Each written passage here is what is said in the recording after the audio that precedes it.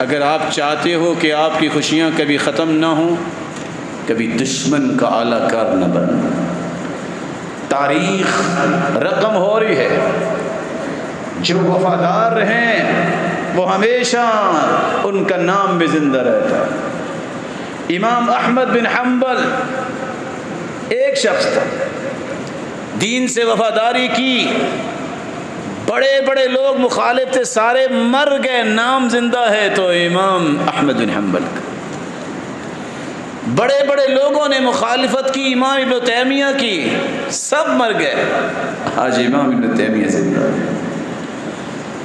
بڑے بڑے میر جعفر اور میر صادق آئے، عبرت بن گئے، صلاح الدین ایوبی کا نام آج بھی زندہ ہے،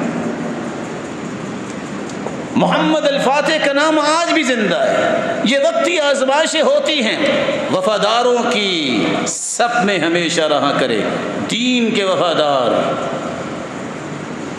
دینی اقدار کے وفادار، اپنے وطن کے وفادار، اور جو یہ بے وفائی کرتے ہیں عبرت بنا دیے جاتے ہیں، اور ایسی عبرت جو سزا نسلوں کو بھگتنا پڑتی ہے۔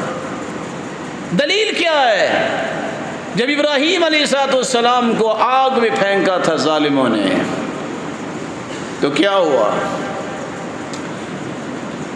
یہ کرلی اور یہ کرلا، یہ پھونک مارنے والوں میں شامل تھا کہ آگ بڑھے، کبھی اس کی پھونک سے آگ بڑھ سکتی ہے؟ اللہ کے رسول نے حکم دے دیا، قیامت کی دیواروں تک کو کرلی نظر آئے، ایک ضرب میں مارو گے تو تمہیں اتنی نیکیاں ملیں گی، اور ایک روایت میں آتا ہے 100 نیکیاں ملیں گی۔ اس کی نسل کو مارو، کیونکہ یہ دشمن ہے، وفاداری نہیں کی۔